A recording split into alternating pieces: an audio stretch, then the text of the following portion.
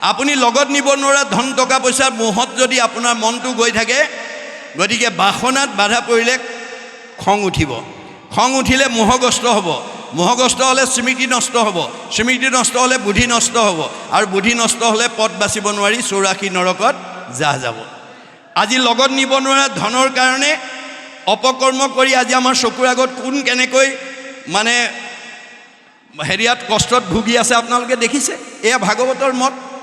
যদি সেইসকল মানুহে ভাগৱত শুনিলেহেঁতেন, তেতিয়াহ'লে পৰৰ ধনৰ আশাত আনক কেতিয়াও অনিষ্ট নকৰিলেহেঁতেন। মনত ৰাখিব কথাটো। সেইকাৰণে আমাক গুৰুজনে কৈছে, যত দিব্য ঘৰ বাৰী বস্ত্ৰ অলংকাৰ, সবেও নুপুৰে মন একলোভিয়াৰ। আপোনাৰ মনটো যদি লগত নিব নোৱাৰা ধন সম্পত্তি লোভত পৰি গ'ল, আপোনাক একো বস্তুৰে জোৰা নমৰে। আপোনাৰ মনটো অসন্তুষ্ট হৈ থাকিব। অসন্তুষ্ট প্ৰাণীৰ নখন্দে মনত দুখ, তলি কৰে লক্ষ্মী পাইলে নাহি তাৰ অসুখ। যাৰ মনটো অসন্তোষিয়া হৈ থাকিব, তাক তলুকৰ সম্পত্তিও শান্তি দিব নোৱাৰে। উপায় কি হ'ব? উপায় ভাগৱতে দিছে, যেহি পাৱে তাতে মহাতুষ্ট হুৱে মন, তেৱেহে বিপ্ৰৰ তেজ বাঢ়ে অনুক্ষণ। আপুনি পূৰ্বজন্ম পুণ্যৰ ফলত 2 নম্বৰ চাউলকৰা গাঁৱত আপোনাক য'ত ভগৱানে ৰাখিছে, যি কৰ্ম কৰি যি ফল পাইছে, ভকতিৰ দ্বাৰা সুখে দুখে মুখে জনো চাৰে ৰাম নাম। ভক্তিৰ দ্বাৰা তাতেই সন্তুষ্ট থাকি আপুনি সুখ দুখ সকলো সময়তে ঈশ্বৰৰ নাম ল'বলৈ শিকিব লাগিব। তেতিয়া কি হ'ব? তেজ। তেজ মানে শক্তি, তেজ মানে প্ৰভাৱ, তেজ মানে প্ৰতিভা, তেজ মানে চেহেৰা, তেজ মানে পৰমায়ুস বাঢ়ি যাব। আৰু তাকে নজনাৰ কাৰণে আজি আমাৰ সমাজত ভাগৱতৰ এই দৰ্শন নজনাৰ কাৰণে বহুত বহুত কোৱালিফাইড মানুহ, বহুত বহুত উচ্চপদস্থ মানুহ ভগৱানে দিয়াটোত সন্তুষ্ট নাথাকি ৰঙা ঘৰৰ অতিথি হ'বলগীয়া হৈছে। যাৰ কাৰণে দাৰ্শনিক পণ্ডিতে কৈছে, we must concentrate as much as we get from God. ভগৱানে যি দিছে আমি তাতেই সন্তুষ্ট থাকিবলৈ শিকিব লাগে।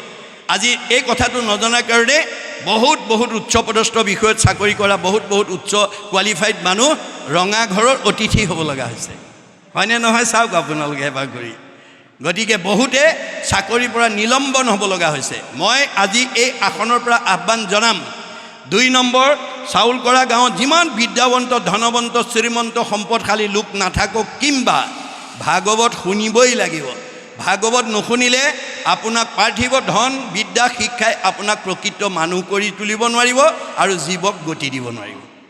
জীৱক গতি দিব নোৱাৰিব। গতিকে এই কৰ্ম আঁচনি আপোনালোকে নেৰিব। মহাপুৰুষ শংকৰদেৱে এই নামঘৰটো এনেই দি থৈ যোৱা নাই। আপোনালোকে জন্ম দিয়া ল'ৰা ছোৱালীবিলাকক মহাপুৰুষ দুজনাৰ 6খন 12খন নাটৰ পৰা এখন নাটক যদি প্ৰশিক্ষণ কৰ্মশালাৰ দ্বাৰা যদি ইয়াত পৰিৱেশন কৰিব পাৰে, তেতিয়া বেদে কি বুলি কৈছে? কেশৱ অগ্ৰে গীতং বাদ্যং নৃত্যং য কৰোতি কলৌ নৰহ, পদে পদে অশ্বমেধ ফলং প্ৰাপ্নোতি নিত্যস্য। আপোনালোকে জন্ম দিয়া ল'ৰা ছোৱালীকেইটাই আপোনাৰ প্ৰতিটো খোজৰ মূল্য হ'ব এটা এটা অশ্বমেধ যজ্ঞৰ সমান পুণ্য। আৰু যিসকল দৰ্শকে শ্ৰোতাই আহি পেলাই নামঘৰত বহি সেই কথা চাব শুনিব, গীতং বাদ্যং নৃত্যং হৰি কথা শুনে স্বপুণ্যাত্মা তলৈকৰ ওপৰে সংস্থিতা। আজি যে আপোনালোক ভাগৱত শুনিবলৈ আহিলে, আপোনালোকক ভগৱন্তই ক'ত ঠাই দিব? তলৈকৰ ওপৰত বৈকুণ্ঠত দিব। বৈকুণ্ঠত দিব। এই তথ্য আমাক দিছে। সেইকাৰণে আমি নিজক সংস্কাৰ শাৰীৰিক মানসিক বৌদ্ধিক কেওটা দিশত উত্তৰণ কৰিবলৈ হ'লে আমি ভগৱন্তৰ গুণনাম গাব ক'ব লাগিব। এই কথা আমাৰ বিশ্ববিখ্যাত মানে নাট্যকাৰ শেক্সপিয়াৰে কৈছে, mind can be purified by the music, body can be purified by the exercise, both body and mind can be purified by the dance. যি মানুহে বৰগীত গাব, লোকগীত গাব, কীৰ্তন গাব, ঘোষা গাব, ভাগৱত গাব, তেওঁ মগজ শোধন হৈ থাকিব। আৰু যি মানুহে বহি নামত বহি নাম গাব, বাবৈ হাত তালি যিটো কৰিয়া কীৰ্তন, মোৰ প্ৰেম ভাৱত যাৰ আকুল ভৈল মন, মাটিত লুটাৰি পৰে যিটো মহাশয়, সত্যে সত্যে গৈলো সখী তাহাঁতে বিক্ৰয়, মূৰ গুণ গায়া যিটো কৰৈ গীত নৃত্য, নাহি তাৰ ভয়সীটো ভৈলা কীৰ্ত কীৰ্ত। এইবিলাক আমাক আচৰণ দি দেখুৱাই থৈ গৈছে। Both body and mind can be purified by the dance. আপোনালোকে নাচিবলৈও শিকিব দেই। নাচিলে মানে শৰীৰ মন দুইটা সংশোধন হয়। সমাজত লাজ কৰিলে মানুহ নথকা অৱস্থাত লাইফ চাইজ আইনাখনৰ ওচৰলৈ গৈ অকণমান কঁকাল ভাঙি ভাঙি নাচিবলৈ শিকিব, তেতিয়া দেহ মন দুইটা মানে শোধন হ'ব আৰু আয়ুস বাঢ়ি যাব, চেহেৰা ভাল হ'ব। মনত ৰাখিব কথাটো। শংকৰদেৱে এই দৰ্শন দিছে আমাক।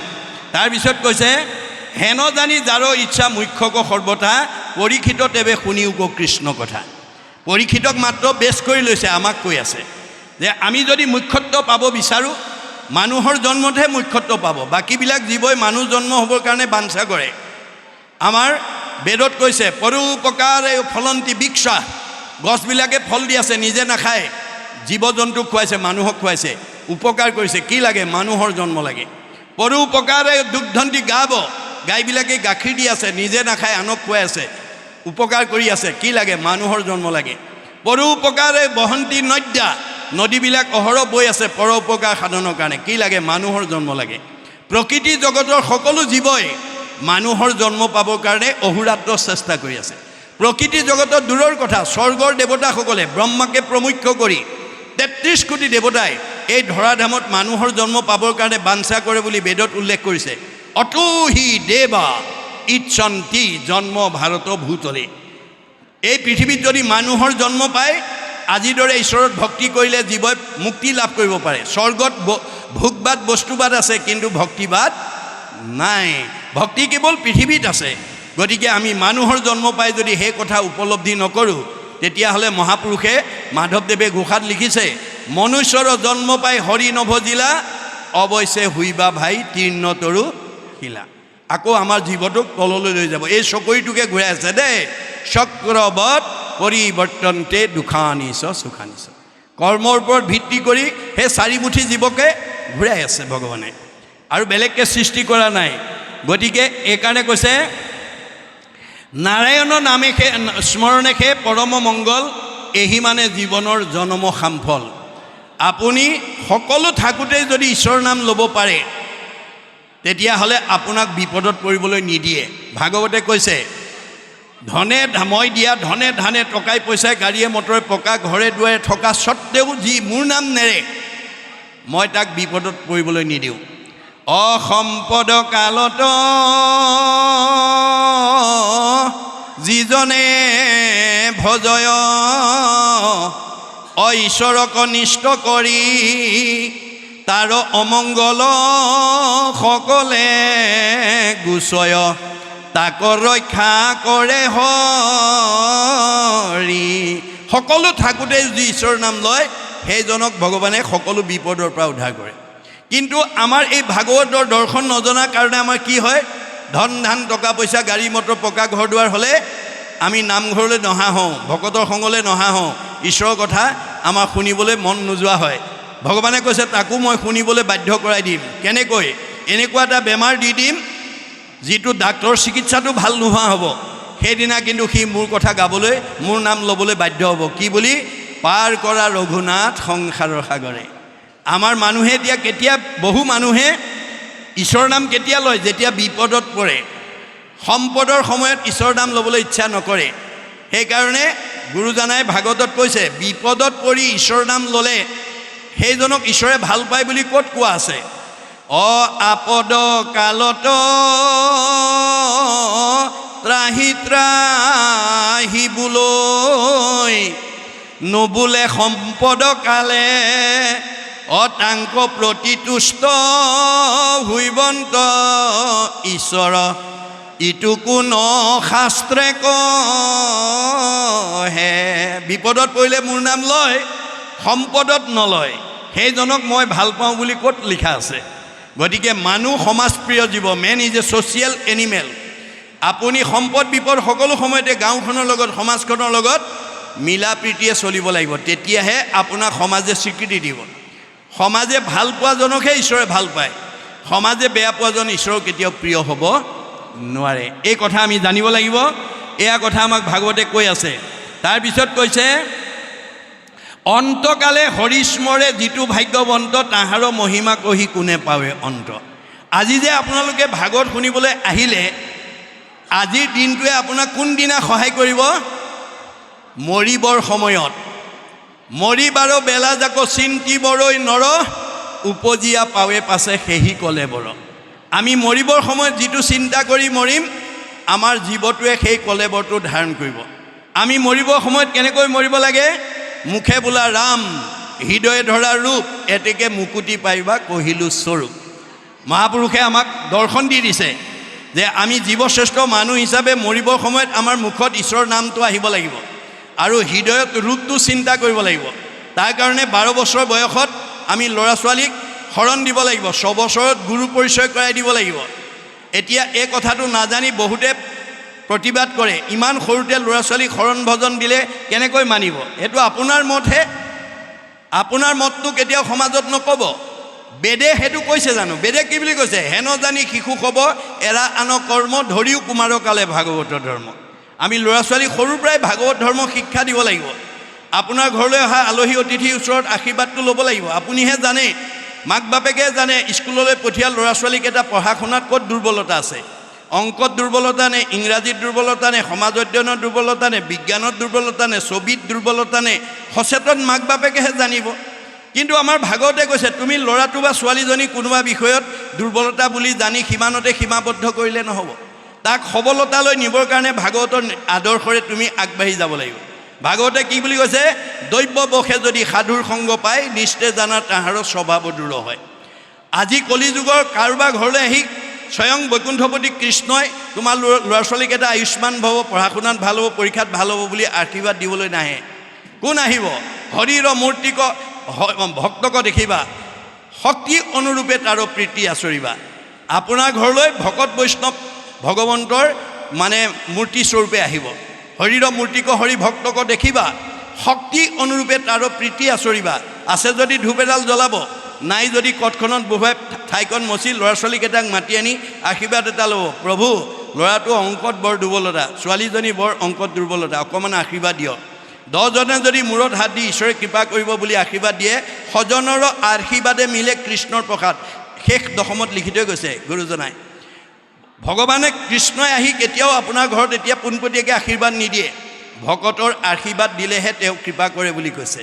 গতিকে কলিযুগৰ মানুহে কৃষ্ণক পাবলৈ হ'লে আমাৰ গীতা ভাগৱতে কৈছে, কৃষ্ণক পাইবাৰ জানা ভকতিহে পন্থ, ইহাক কহে গীতা ভাগৱত গ্ৰন্থ।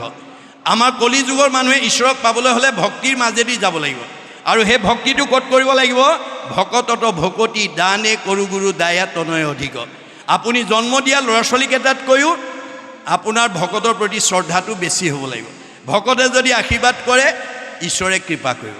ভকতৰ আশীৰ্বাদ বিনা কোনো মানুহে পোনপটীয়াকৈ ঈশ্বৰৰ আশীৰ্বাদ বা ল'ৰা ছোৱালী মানে আশীৰ্বাদ পুষ্ট হ'ব নোৱাৰে। এই তথ্য আমাক দিছে।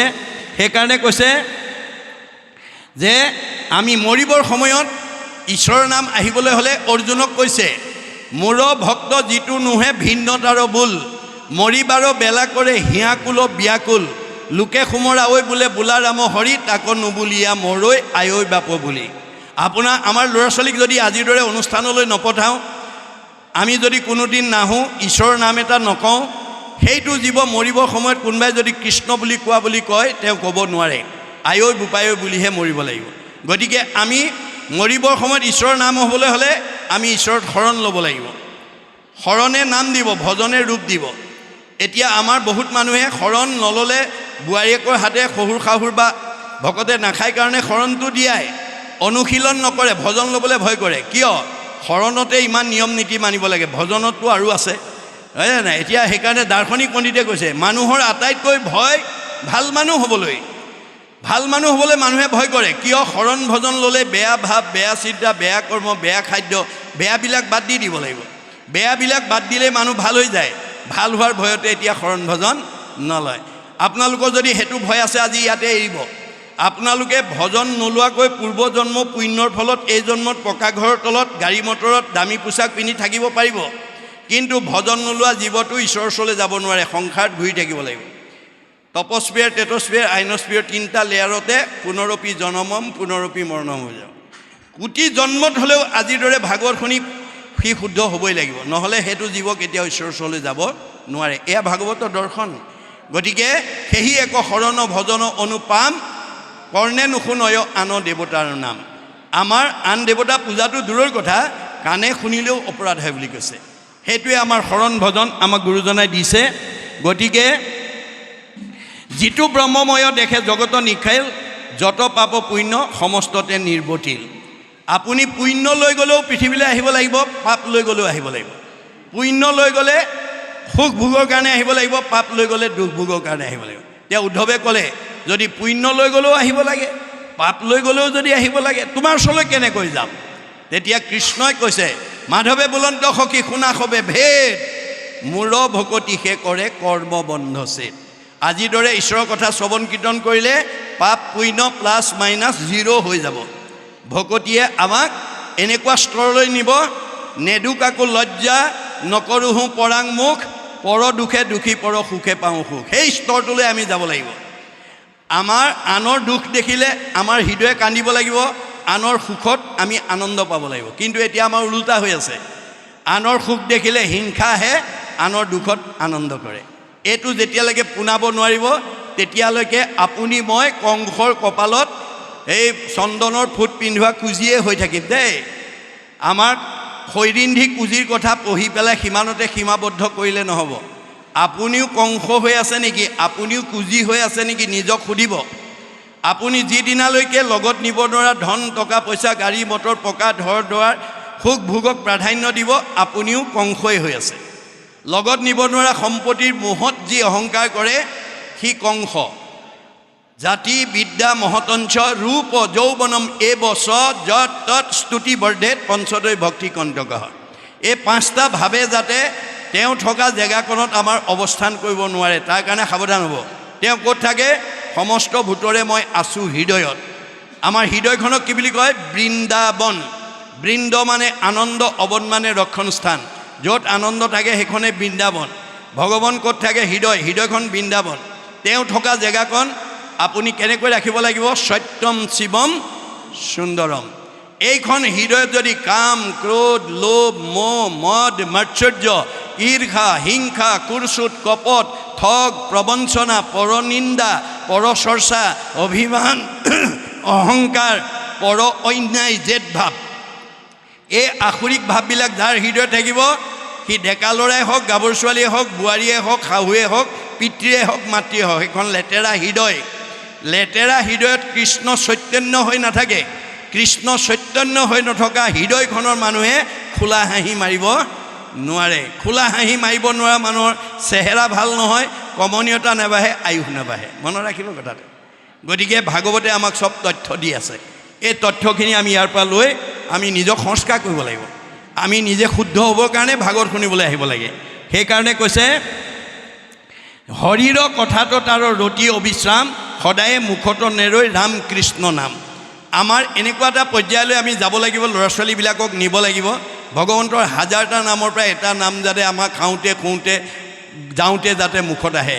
মাধৱদেৱে কৈছে ৰাম কৃষ্ণ নাম যিটো সদায় ফুৰে গায়, সদায় মংগল তাৰ অমংগল নাই। 2টা আখৰৰ ৰামকৃষ্ণ নামটো যাতে আমাৰ সদায় মুখত আহি থাকে, তাৰ প্ৰতি আমি অভ্যাস কৰিব লাগিব দেই। অৰ্জুনক কৈছে তুমি ইন্দ্ৰিয় সংযম কৰিবা, মনক সংযম কৰিবা, নহ'লে 4 মুঠি জীৱৰ ভিতৰত সৰ্বশ্ৰেষ্ঠ উপাধি লোৱাৰ সাৰ্থকতা নহ'ব। তেতিয়া অৰ্জুনে প্ৰতিবাদ কৰিছে, কি বুলি? কাৰ খাদ্য আছে মনক সংযম কৰিব, ইন্দ্ৰিয় সংযম? নাই নাই, এইটো প্ৰস্তাৱ মোৰ গ্ৰহণযোগ্য নহয়। হেন শুনি অসন্তোষ কৰন্ত অৰ্জুন, ইন্দ্ৰিয়ক বশ্য কৰি বাক পাৰে কোন। কাৰ খাদ্য আছে ইন্দ্ৰিয়ক? নাই নাই, এইটো প্ৰস্তাৱ মই মানিব নোৱাৰোঁ। কৃষ্ণই হাঁহি পেলাই কৈছে, কৃষ্ণে বোলে সখী তুমি নকৰিবা ভয়, অভ্যাসতে ইন্দ্ৰি বশ্য আপুনি হয়। অভ্যাস কৰক। আজি আপোনালোকে নিজকে সোধকচোন বাৰু, অহাৰ পৰা নাম লোৱাৰ পৰা ধৰি এতিয়ালৈকে কঠখনত বহি আছে, ঘৰত অকলে এনেকৈ কঠ এখনত বা চকী এখনত অকলে বহি থাকিব পাৰিলেহেঁতেনে? নোৱাৰিলেহেঁতেন। কোনে বহুৱাইছে আজি? কিয় বহিছে? এই ৰহস্য ভেদ কৰিব লাগিব। আমাৰ বেদত কৈছে স্ব পৰম অনুৰক্তি ঈশ্বৰে ভক্তি। আজি আপোনালোক ইয়াত বহি থকা সকলে ভাগৱতৰ ঈশ্বৰৰ কথা জানিবৰ কাৰণে, শুনিবৰ কাৰণে, বুজিবৰ কাৰণে এটা আগ্ৰহ লৈ বহি আছে। এই আগ্ৰহে আমাক 6টা প্ৰমোচন দিব, মনত ৰাখিব। প্ৰথম স্কন্ধ ভাগৱততে ইয়াক কৈ দিছে। ভাগৱতে কেৱল নিয়ম শৈলীৰ কথা কৈ আছে, পদ্ধতিৰ কথা কৈ আছে, কেনেকৈ কি নিয়মত থাকিলে আমি জীৱনটো সুন্দৰভাৱে আগুৱাই নিব পাৰিম, এই নিয়মৰ কথা কৈ আছে। গতিকে আমাৰ প্ৰথম আজি আগ্ৰহ লৈ আছে কাৰণে আগ্ৰহ, ৰতি, প্ৰীতি, ভক্তি, শান্তি, মুক্তি, 6 নম্বৰ মুক্তি দিব। আজি আপোনালোক আগ্ৰহ লৈ বহি আছে কাৰণে ৰতি হৈ থাকিব পাৰিছে। কঁকাল বিষ আছে যদি, ভৰি বিষ আছে যদি ওচৰলৈ আহিব পৰা নাই। পোহৰৰ ওচৰলৈ যেনেকৈ আন্ধাৰ আহিব নোৱাৰে, ভক্তিৰ ওচৰলৈ বিকাৰ আহিব নোৱাৰে। এই ৰতিটো হ'ব লাগিব। ৰতি হোৱাৰ লগে লগে প্ৰীতি। আজি আপোনালোকে ঈশ্বৰৰ কথা শুনাৰ কাৰণে কিবা এটা ভাল লাগিছে কাৰণে বহি আছে, ভাল নলগা হ'লে বহি নাথাকে। প্ৰীতি যদি ভাল লগা ভাৱটো আহি গ'ল, তেতিয়া ভক্তি আহি গ'ল আৰু আপোনাৰ ঘৰলৈ ভক্তি আহি যাব। ভক্তি অহাৰ লগে লগে আপোনাৰ জীৱই শান্তি পাব, শান্তি পোৱা জীৱই মুক্তি পাব। মনত ৰাখিব কথাটো। আমাক জীৱনশৈলীৰ কথা কৈ আছে। ভাগৱতে 8টা সদাচাৰ কথা কৈ আছে, 8টা সদাচাৰ। এই 8টা সদাচাৰ আপুনি আৰু পৰিয়ালবৰ্গক যদি শিকাব পাৰে, বুজাব পাৰে, কৰাব পাৰে, আপোনালোকৰ ঘৰখনত বেমাৰ আজাৰ হ'ব নোৱাৰে, হাই কাজিয়া হ'ব নোৱাৰে, মনলৈ দুখ বেদনা আহিব নোৱাৰে। আমাৰ কি 8টা সদাচাৰ, যিকেইটা সদাচাৰ মনাৰ কাৰণে মানে আমাৰ গুৰুজনাৰ দিনত কেইবাজনো আটা পুৰুষে আয়ুস বঢ়াইছিলে। আমাক ভগৱানে চবকে 100 বছৰ দিছে। মনুষ্যৰ আয়ুসত বৰিষ সংখ্যাত, মানুহ মাত্ৰেই 100 বছৰ দিছে, কাকো কমাই দিয়া নাই। তৎসত্ত্বেও আজি আমাৰ উঠি অহা বহুত প্ৰজন্ম 100 বছৰ নোহোৱাকৈ আমাৰ মাজৰ পৰা বিদায় লৈ গুচি গৈছে। গণ্ডগোল ক'ত লাগিলে? যে তেওঁলোকে ভাগৱতৰ মানে সদাচাৰৰ কথা নাজানে। তেওঁলোকে অনাচাৰ, বেভিচাৰ, ভ্ৰষ্টাচাৰ কৰাৰ কাৰণে গতিকে তেওঁলোকে আধা বয়সতে আমাৰ মাজৰ পৰা বিদায় ল'ব লগা হৈছে। শংকৰদেৱ, মাধৱদেৱৰ দিনত কেইবাজনো আটা পুৰুষে ভাগৱতৰ ব্যাখ্যা শুনিছিল, কিন্তু তেওঁলোকৰ চাৰিত্ৰিক বৈশিষ্ট্য কি আছিল? গুৰুতকৈ শিষ্য সিয়ান, খুচৰি খুচৰি লয় জ্ঞান। নজনা কথাটো চব শিকি ল'লে। শিকাওঁতা মাধৱদেৱ 107 বছৰ জীয়াই থাকিলে, শিকাওঁতা শংকৰদেৱ 120 বছৰ জীয়াই থাকিলে, কিন্তু তেওঁলোকৰ পৰা শিক্ষা লোৱা বদলা এটা 130 বছৰ, ৰাম এটা 140 বছৰ, মথুৰা দাস এটাই 151 বছৰলৈ আয়ুস বঢ়ালে। এই ওপৰঞ্চি বয়সবিলাক ক'ৰ পৰা পালে? যিবিলাকে অনাচাৰ, বেবিচাৰ, ভ্ৰষ্টাচাৰ কৰিব, তেওঁলোকৰ পৰা আয়ুস কাটি নি এই নিয়ম মনাবিলাকক দি দিব। আপোনালোকৰ 2 নম্বৰ এই চাউল কৰা গাঁৱৰ আটাইতকৈ বেছি বয়স পোৱা মতা মানুহ কোন আছে আৰু আটাইতকৈ বেছি বয়স পোৱা মাইকী মানুহ কোন আছে? এবাৰ অন্তৰ্দৃষ্টিৰে চালেই ভাগৱতৰ এই উত্তৰটো আপোনালোকে দেখা পাব। চাউল কৰা গাঁৱৰ যিগৰাকী মাইকী মানুহ ঈশ্বৰৰ প্ৰতি ভক্তি থাকিব, নীতি সদাচাৰ থাকিব, তেওঁ আন মাইকী মানুহতকৈ আয়ুস বেছি পাব। আপোনালোকৰ মতা মানুহ যিজনে ভক্তি কৰিব, ঈশ্বৰৰ প্ৰতি অনুৰাগ থাকিব আৰু নীতি সদাচাৰ মানিব, তেওঁ আয়ুস আনতকৈ বেছি পাব। মনত ৰাখিব কথাটো। গতিকে আমাৰ 8 প্ৰকাৰ সদাচাৰ: কায়ৰ সদাচাৰ, বাক্যৰ সদাচাৰ, মনৰ সদাচাৰ, গমন সদাচাৰ, শৌচ সদাচাৰ, অন্ন সদাচাৰ, স্নান সদাচাৰ, শয়ন সদাচাৰ। এই 8 প্ৰকাৰ সদাচাৰ আমি মানি চলিব লাগিব। 1 নম্বৰ কায়ৰ সদাচাৰ। আজি আমাৰ এই কায়টো পৰৰ উপকাৰ কামত ব্যৱহাৰ কৰিব কাৰণে দিছে। পৰোপকাৰায় ইদম শৰীৰম। দে আজিৰ অনুষ্ঠানটো মই আৰম্ভণিটো কৈছোঁ, আকৌ কৈছোঁ, আজিৰ এই দুদিনীয়া অনুষ্ঠানটো সৰ্বাংগ সুন্দৰ কৰিবৰ কাৰণে কোনো ভকতে যাতে আহি কোনো অসুবিধা নোপোৱাকৈ যদি শলাগ লৈ যায়, আপোনালোকৰ ইয়াত পুণ্য আছে। গতিকে আমাৰ এই 2টা দিনত এইখন গাঁৱৰ ডেকা গাভৰু, বোৱাৰী জীয়াৰী সকলোৱে পুণ্য লোৱাৰ এটা সৌভাগ্য। গতিকে আপোনালোকে এই কাইটো যাতে আপোনালোকে অকণমান ভকত সেৱা কামত ব্যৱহাৰ কৰিব। কৃষ্ণ কীৰ্ত নকৰিয়া ভৈলো হওঁ বৰ্বৰ, ইটো হস্ত বাহু মিছা মৃতক সৱৰ। আপোনাৰ অকণমান সহায় কৰি দিব পৰা শক্তি আছে, কিন্তু আপুনি ব্যৱহাৰ কৰা নাই। আপুনি মৰা মানুহৰ হাতকেইটাহে ভাৰ বোলে, আপোনাৰ হাতকেইটাৰ কোনো মূল্যাংকন নহ'ব। এইটো হৈছে কায়ৰ সদাচাৰ। বাক্যৰ সদাচাৰ, সত্যপ্ৰিয় হিত। এই বিষয়ে মই আগত কৈ গৈছোঁ। সঁচা কথা ক'ব, শুনিবলৈ ভাল পোৱাকৈ ক'ব, আনক উপকাৰ হোৱাকৈ ক'ব। আপোনাৰ কথাই যাতে আনক অপকাৰ কৰিব নালাগিব। কাক অপকাৰ কৰিব? চবতে ভগৱান আছে, সকলোতে ভগৱান আছে। আপুনি ভগৱানক আত্মাক দুখ দি আপুনি বাচি যাব নোৱাৰিব। গতিকে আপুনি কথা কওঁতে সাৱধান হ'ব, যাতে আপোনাৰ কথাই আনক আঘাত দিব লগা নহয়। এইটো হৈছে বাক্যৰ সদাচাৰ। মনৰ সদাচাৰ, দয়া প্ৰেম কৰোণা, ইজনৰ প্ৰতি সিজনৰ মৰম চেনেহ থাকিব লাগিব। গমন সদাচাৰ, ভৰিকেইটা আমাক ভগৱানে যাবৰ কাৰণে দিছে। যাবৰ কাৰণে দিলে বুলিয়ে অগম্যা গমন কৰিলে নহ'ব। কলৈ যাব লাগিব, কলৈ যাব নালাগিব ভাগৱতে সীমা বান্ধি দিছে। সংঘ, অনাসংঘ, বামুণীয়া, কীৰ্তনীয়া, সত্ৰ, সমাজ বুলি নহয়, জীৱশ্ৰেষ্ঠ মানুহৰ কাৰণে বান্ধি দিছে। প্ৰথম, কলি থকা ঠাইলৈ আপোনালোকৰ পৰিয়ালৰ কোনো লোক যাবলৈ নিদিব। কলি ক'ত থাকে? পৰীক্ষিত ৰজাই কলিক নিগ্ৰহ কৰোঁতে প্ৰধানকৈ 4টা ঠাই দিছে। নিৰপতি বুলন্ত কলি তোক দিলোঁ স্থান, জৈত খেলে জুৱা পাশা কৰে মদ্যপান। স্ত্ৰী পঞ্চ শুনা গৃহস্থৰ থাকে জৈত, এই 4 স্থান দিলোঁ বংশ গয়াতৈত। প্ৰথম এই 4টা ঠাইলৈ আমাৰ পৰিয়ালৰ যাতে সদস্য গাঁওখনৰ কোনো যাতে যাব নোৱাৰে তাৰ প্ৰতি জ্যেষ্ঠসকলে অকণমান চোকা দৃষ্টি ৰাখিব। জুৱা পাশা খেলা ঠাই, মদ্যপান কৰা, পৰস্ত্ৰী আসক্ত, হিংসা ধৰ্ম। নিৰপতি বুলন্ত কলি তোক দিলোঁ স্থান, জৈত খেলে জুৱা পাশা কৰে মদ্যপান।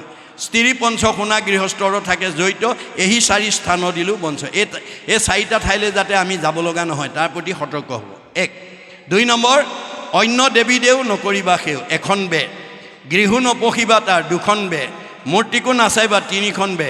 প্ৰসাদো নাখাইবা, 4খন বে। এই 4খন বেৰত আমাৰ জীৱশ্ৰেষ্ঠ মানুহৰ জীৱটো ৰাখিব লাগিব। আপুনি বাৰীত চাৰিওফালে বেৰা দি যদি খেতি কৰে গৰু ছাগলীয়ে অনিষ্ট কৰিব নোৱাৰে। যদি এখন বেৰ ভাগি যায় সেইফালে সোমাই অনিষ্ট কৰিব। আপোনাৰ জীৱটোৱে যদি এই 4 বেৰ ভাঙি পেলাই যায় আপুনি আয়ুস কমি যাব, বিকাৰ হ'ব। মনত ৰাখিব কথাটো। আপুনি আয়ুস বঢ়াবও পাৰে কমাবও পাৰে, সেইটো আপোনাৰ ওপৰত নিৰ্ভৰ কৰিব। গতিকে আমাক গুৰুজনে নিয়ম বান্ধি দিছে। গমন সদাচাৰ, তাৰপিছত শৌচ সদাচাৰ, মানে শৌচ প্ৰস্ৰাৱ কৰি পৰিষ্কাৰ পৰিচ্ছন্ন হ'ব লাগিব, সেইটো আমাৰ সদাচাৰ। স্নান সদাচাৰ, এতিয়া গৰম দিন, গৰম উঠিলে বুলি বাথৰুমত গৈ ঢলঢলকৈ পানী ঢালি গা ধুলে নহ'ব। আপুনি গা ধুই থাকোঁতে মনটোকো পৰিষ্কাৰ কৰিব লাগিব। জয় গুৰু শংকৰ সৰ্বগুণা কৰ যা কেৰি নাহিকে উপাম, তুহাৰী চৰণে ৰেণু শতকোটি বাৰ একো কৰোঁ প্ৰণাম। দৰশিত সুন্দৰ গৌৰ কলে বৰ জৈচন সুৰপৰ কাষ, সকলো সভাসদ ৰঞ্জন যা কেৰি দৰ্শনে পাপ বিনাশ। গুৰু বন্দনা, দেও বন্দনা, লীলামালা, গুণমালা, ঘোষা, কীৰ্তন, বৰগীত যি আছে গাই থাকিব। বাহিৰো চফা হ'ব, ভিতৰো চফা হ'ব। আৰু সকলো চফাতকৈ বেদে কৈছে সৰ্বেশাম এব শৌচানাম অৰ্থ শৌচম পৰম শ্ৰীমিতম। সকলো পবিত্ৰতাৰ ভিতৰত অৰ্থ পবিত্ৰতাৰ ওপৰত বেছি গুৰুত্ব দিব। আমাক অৰ্থই বিপদে লৈ গুচি যায়। আজি বহুত মানুহে সমাজত সমিতি পাতি দিয়ে, সভাপতি সম্পাদক পাতি পেলাই কোনো অনুষ্ঠান পাতে, দান বৰঙণি দিয়ে, অনুষ্ঠান ভালকৈ কৰে, কিন্তু পাছত ৰাহি পইচা হিচাপ কিতাপ বহুতে নিদিয়ে। তেনেকুৱা যাতে অৰ্থৰ আসক্তিয়ে যাতে আপোনাক বিপথে পৰিচালিত কৰিব নোৱাৰে তাৰ প্ৰতি সাৱধান হ'ব।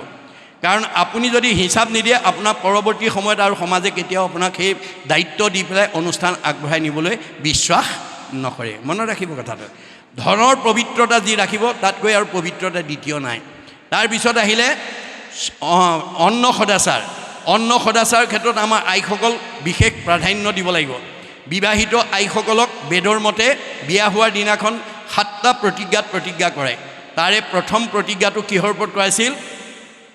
অন্ন লাভৰ কাৰণে তুমি প্ৰথম খোজ আগবঢ়া। তেতিয়া আইগৰাকীয়ে কৈছিল, আজিৰ পৰা ধন ধান অন্ন ব্যঞ্জন আদি মোৰ অধীন হ'ব, সেই অৰ্থে মই প্ৰথম খোজ আগবঢ়াইছোঁ বুলি সোঁ ভৰিটো আগলৈ উত্তৰ ফাললৈ এখোজ আগবঢ়াইছিল। গতিকে 7টা প্ৰতিজ্ঞাৰ ভিতৰত প্ৰথম প্ৰতিজ্ঞাটো অন্নৰ ওপৰত কিয় কৰা হৈছিল?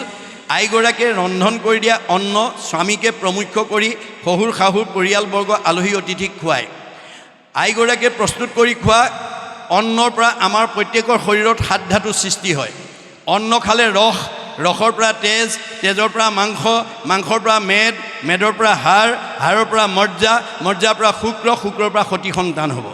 অন্ন শুদ্ধ হ'লে ব্ৰহ্ম শুদ্ধ হ'ব, ব্ৰহ্ম শুদ্ধ হ'লে সতি সন্তান শুদ্ধ হ'ব। গতিকে অন্ন কেনেকৈ ৰান্ধিব লাগে আমাৰ গীতা ভাগৱতে কৈ থৈছে। সকলো মানুহ জাতিৰ কাৰণে দেই, কোনো জাতি জনগোষ্ঠী সমাজৰ কাৰণে নহয়। মনত ৰাখিব কথাটো। সবে কৃষ্ণত পৰ জানিবা নিশ্চয়, অৰ্পণা নবলে কিছু ফল নহয়। আপুনি যি সমাজতে নাথাকক, যি ধৰ্মই নলওক, কিন্তু অন্ন ৰান্ধোতে আপুনি ঈশ্বৰত অৰ্পণ নকৰাকৈ নাৰান্ধিব। গতিকে আপুনি ৰান্ধিবলৈ নিয়া চাউল মুঠি ধোৱাৰ আগতে এমুঠি চাউল হাতত তুলি লৈ আইগৰাকীয়ে গুৰুদেৱ নাম ভকত লাগিবৰ্থে বা ভগৱন্তত লাগিবৰ্থে অৰ্পণ কৰা হ'ল কৃষ্ণ, এই বুলি কৃষ্ণ মন্ত্ৰ উচ্চাৰণ কৰি এমুঠি চাউল থোৱাৰ পিছত বাকীখিনি শ্ৰদ্ধাৰে ধুই পখালি ৰন্ধন কৰিব লাগিব। আৰু খাবলৈ দিওঁতেও কৃষ্ণ মন্ত্ৰ উচ্চাৰণ কৰি দিব লাগিব। কৃষ্ণ মন্ত্ৰ হীন দ্ৰব্য মতিতাৰ দুষ্টা, অন্ন জল সুৰাতাৰ কুকুৰৰ বিষ্টা। আমাৰ বেদে কৈছে, ভগৱানে কৈছে যে অন্ন খাবলৈ দিওঁতে যিগৰাকী আয়ে কৃষ্ণ খাওক বুলি নকয়, তেওঁ যিমান সুন্দৰকৈ ৰন্ধন কৰি নিদিয়ক তাত 5টা পাপ লাগি আছে। আমাৰ প্ৰত্যেকখন গৃহস্থী ঘৰত ৰাতিপুৱা শুই উঠাৰ পৰা গধূলা খোৱালৈকে কৰ্মবিলাক কৰোঁতে অবাঞ্ছিত 5টা পাপ হয় বুলি কৈছে গীতা ভাগৱতে। কন্দনি, পেশনি, চুলি, কলসী মাৰ্জনী, সংঘ অনাসংঘ বামুণীয়া কীৰ্তনীয়া বুলি কথা নাই, সকলো গৃহস্থী ঘৰতে এই 5টা পাপ হ'বই। 1 নম্বৰ কন্দনি মানে ঢেঁকী বা মিক্সাৰত জা জলপান প্ৰস্তুত কৰিলে ব্ৰহ্ম হত্যা হয়, তাত এটা পাপ লাগে। পেখনি মানে পতাত মছলা পিছা, সৰিয়হ পিছা, আদা পিছা, জলকীয়া পিছা, নহৰু পিচি অন্ন তৈয়াৰ কৰোঁতে তাত ব্ৰহ্ম হত্যা হয়, তাত পাপ লাগে। চুলি মানে জুহালত বা গেছত ৰন্ধনশালাত অন্ন তৈয়াৰ কৰোঁতে তাতো ব্ৰহ্ম হত্যা হয়, তাতো পাপ লাগে। কলহী, কলহ বা কোনো পাত্ৰত পানী আনিলে চকুৰে মণিব নোৱাৰা জীৱাণু আহে আৰু গৰম কৰি মাৰি পেলোৱা হয়, তাতো ব্ৰহ্ম হত্যা, তাতো পাপ লাগে। মাৰ্জনী, ঠাইঘৰ সাৰোঁতে মচোঁতে সূতা বাঢ়নি জাৰুত লাগি চকুৰে মণিব নোৱাৰা পোক পৰুৱা মৰে, গতিকে তাতো ব্ৰহ্ম হত্যা, তাতো পাপ লাগে। তাৰ দুখে গৃহবাসী স্বৰ্গক নাযায়। সেই 5টা পাপ যে আমাৰ অবাঞ্ছিতে হৈ থাকে, সেই 5টা পাপৰ কাৰণে সেইখন ঘৰত বাস কৰা জীৱকেইটা বৈকুণ্ঠ দূৰৰ কথা স্বৰ্গলৈকে যাব নোৱাৰে। কৃষ্ণ অৰ্থে কৰি পুনো মুকুতি গো পায়। আইগৰাকীয়ে যদি কৃষ্ণ মন্ত্ৰ উচ্চাৰণ কৰি যদি ৰন্ধন কৰিব পাৰে, কৃষ্ণ বুলি কোৱাৰ লগে লগে হৰিনাম হুতাখন পাপ সুখান বন, খনেকতে দহি কৰে চন। আইগৰাকীৰ কৃষ্ণ শব্দটোৱে সেই সময়লৈকে হোৱা পাপকেইটা শুকান বনত জুই লগাৰ দৰে পুৰি পেলাই বুলি কৈছে। মনত ৰাখিব কথাটো। আৰু এমুঠি এমুঠি থওঁতে এদিন টেকেলি বা পাত্ৰটো ভৰ্তি হ'ব, সেইটো বেচি পেলাই যদি গাঁৱৰ নামঘৰৰ কাৰণে, নিজৰ গুৰু গৃহ উন্নতিৰ কাৰণে, কোনো দুখীয়া ল'ৰা ছোৱালীক পঢ়া শুনাৰ কাৰণে, কোনো মানে মগনীয়াক যদি আপুনি দান দিয়ে, তেতিয়াও আপোনাৰ পৰোপকাৰে পুণ্যম, সেইফালেও পুণ্য হ'ল আৰু অন্নও শুদ্ধ হ'ল, ডাবুল পুণ্য হৈ গ'ল। এই আদৰ্শৰে আমি ৰন্ধন কৰিবলৈ আইসকলে বিশেষকৈ গুৰুত্ব দিব লাগিব।